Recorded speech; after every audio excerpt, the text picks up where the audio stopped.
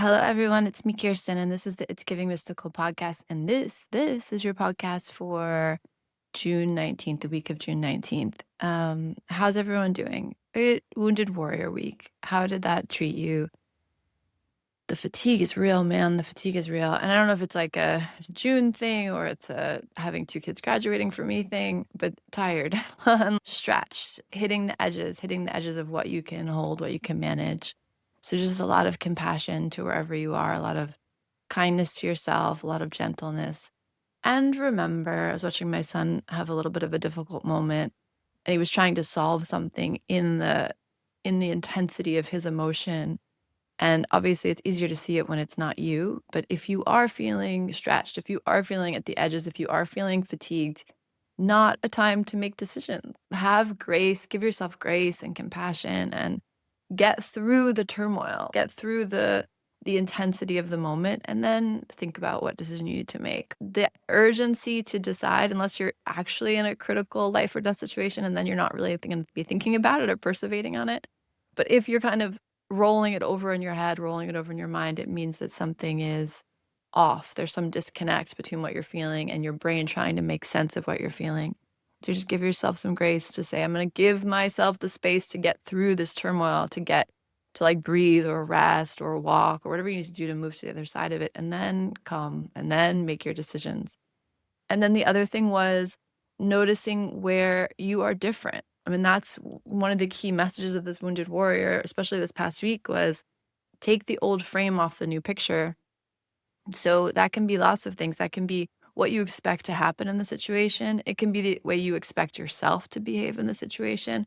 So you might have noticed that there was something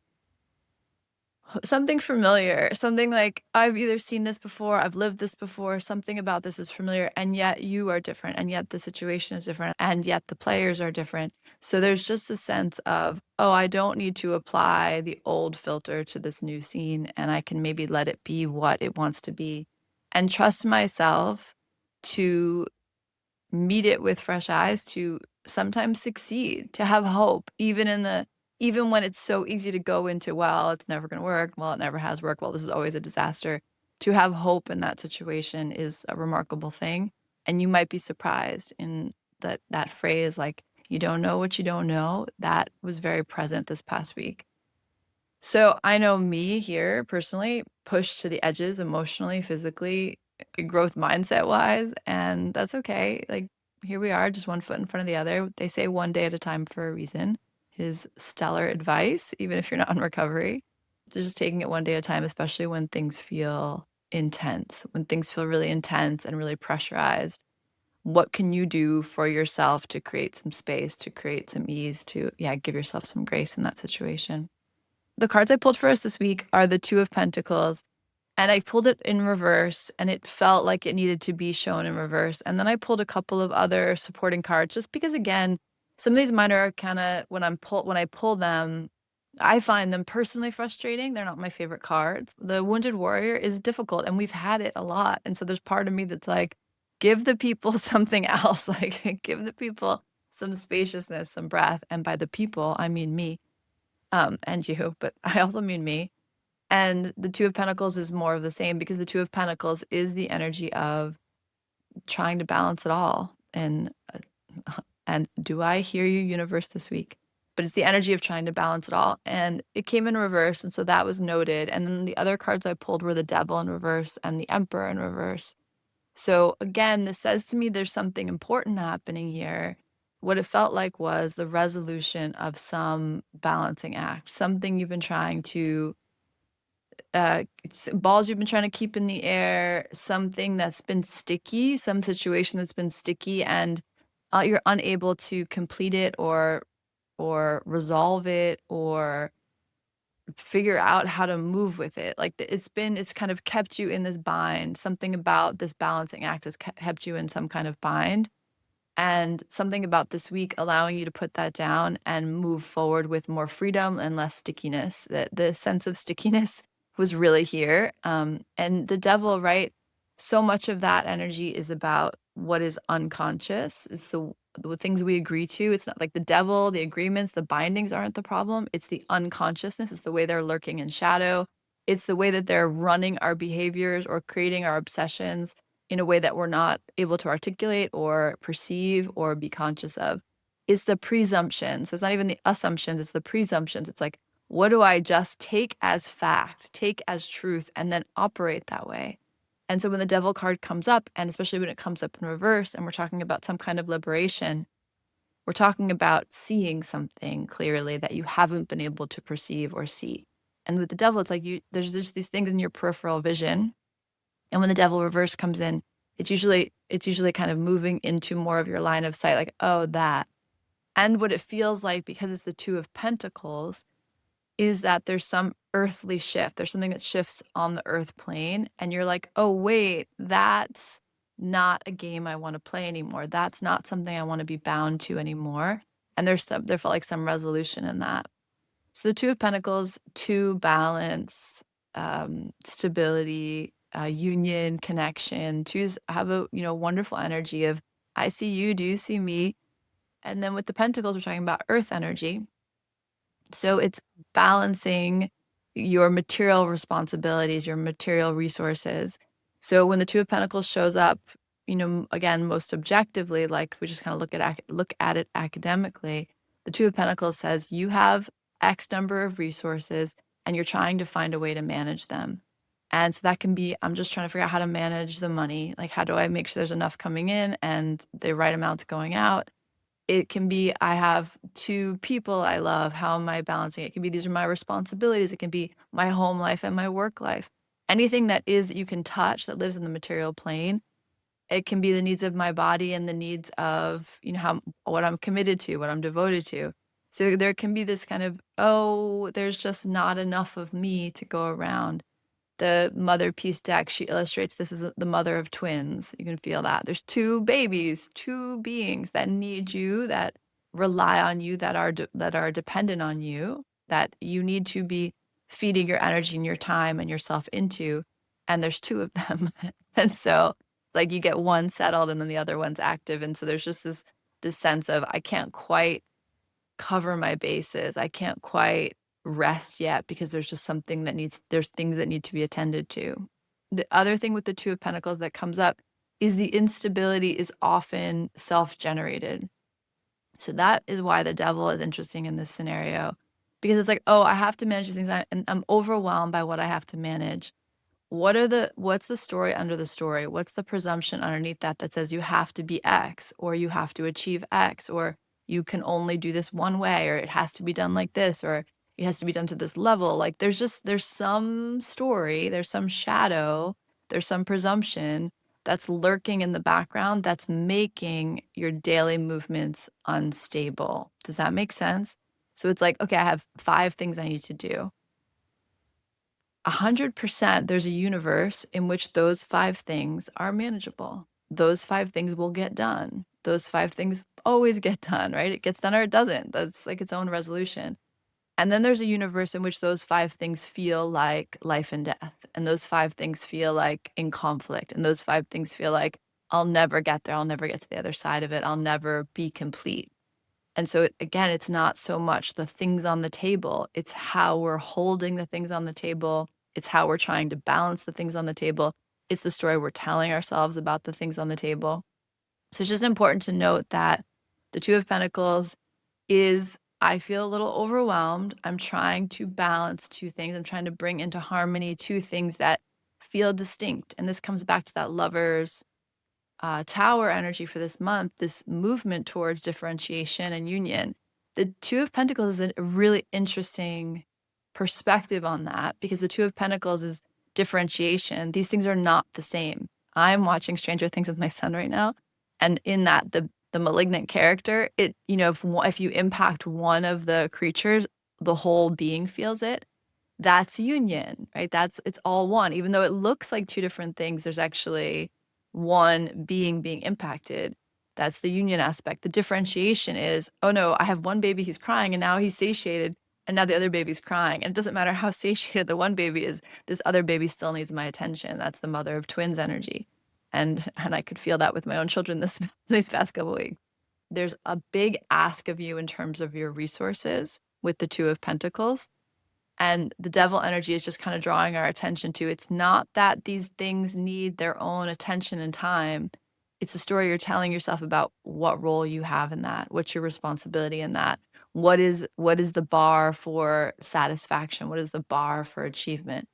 So while the Two of Pentacles week is always going to talk to us about how do you balance your responsibilities, how do you balance your resources, how do you attend to the things in the material world that need your attention without feeling off, without feeling unstable, without losing yourself, without, your own being kind of erased in that negotiation, or you're you you giving away more of yourself than you really want to.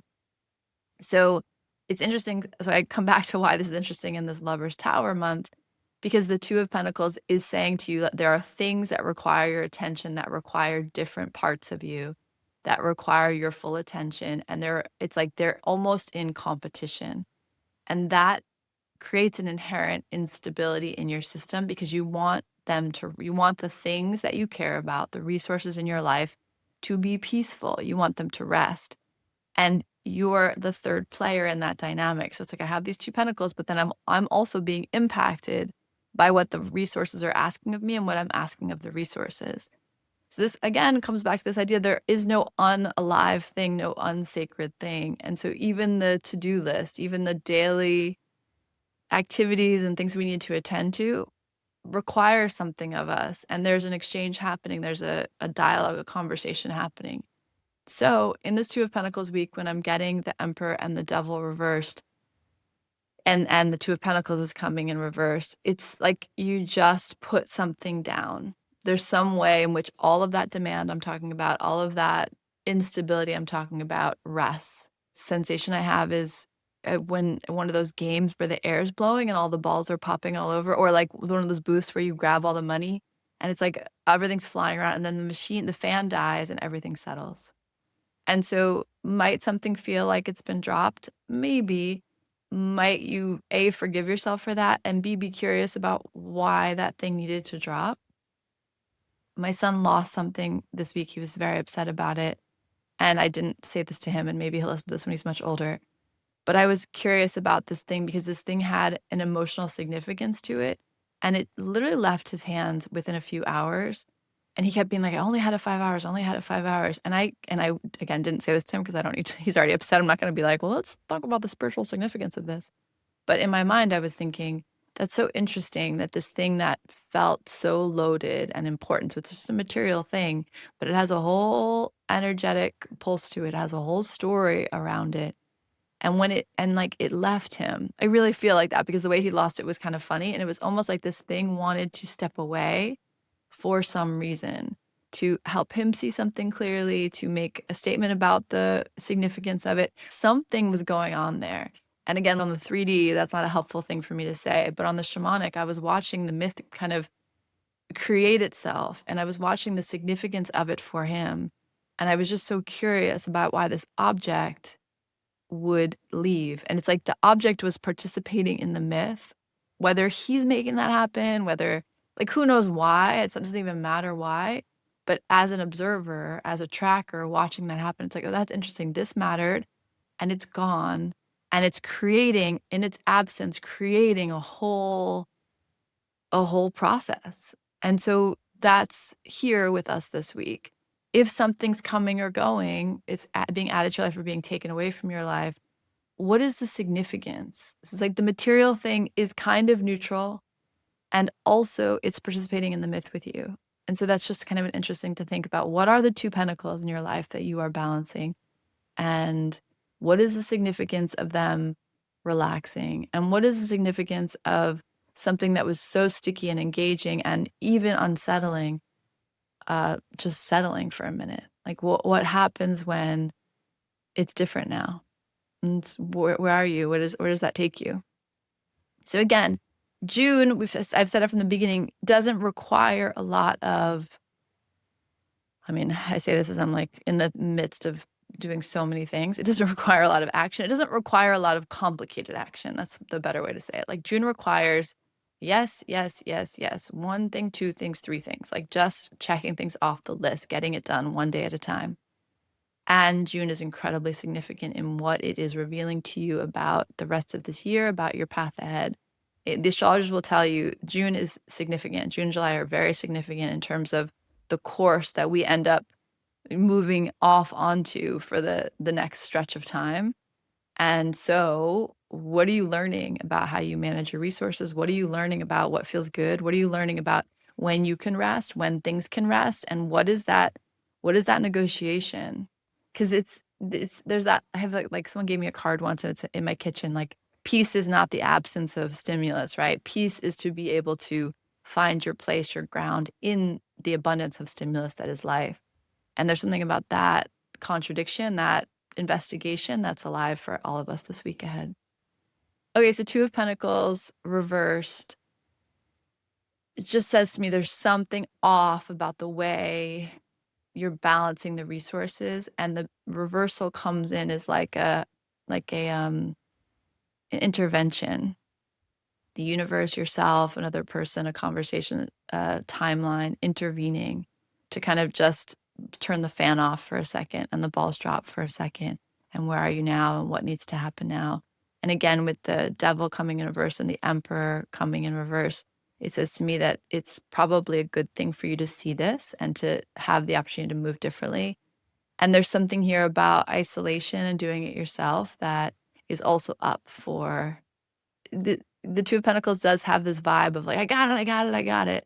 And so for it to come in reverse, for the emperor to come in reverse, the devil to come in reverse, just says to me, like, maybe you don't have to do it by yourself. Maybe you don't need to be the only hero on the stage. Maybe it's not all on you to keep the world spinning.